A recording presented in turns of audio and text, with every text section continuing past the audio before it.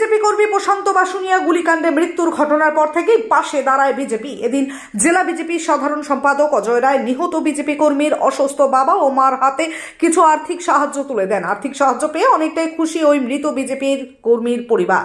তারা জানান, ছেলের মৃত্যুর পর থেকেই প্রতিনিয়ত পাশে দাঁড়িয়েছে কোচবিহার জেলার বিজেপি নেতৃত্বরা।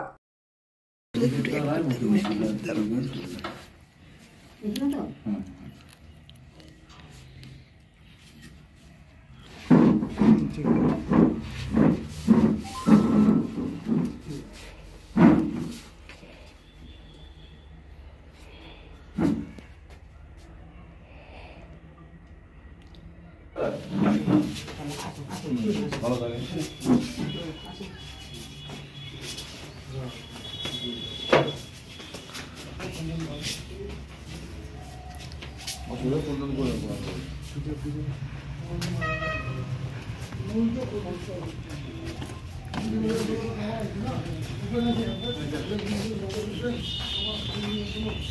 বলা কিছু নেই, আমাকে দলের পক্ষ থেকে কোচবিহার জেলা বিজেপি পার্টির পক্ষ থেকে আমাকে পাঠানো হয়েছে পরিবারের হাতে আর্থিক সহযোগিতা তুলে দেওয়ার জন্য। পরিবারে একটু সমস্যা চলছিল আর্থিক, এর আগেও সহযোগিতা করা হয়েছে, তো অনেক ট্রিটমেন্ট করতে পারছেন না ওনার বাবু, প্রশান্তর বাবা।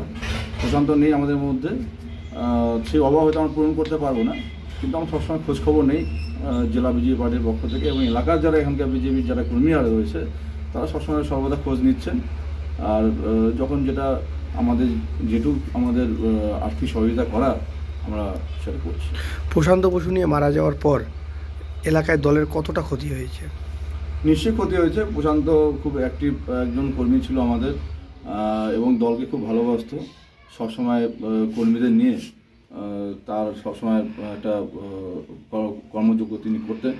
তো নেই, যার কারণে হয়তো আমাদের ওই যে পুটিমারি অঞ্চলটা রয়েছে গত পঞ্চায়েত নির্বাচনে ও না থাকা দরুনই হয়তো আমরা ভালো ফলাফল করতে পারিনি।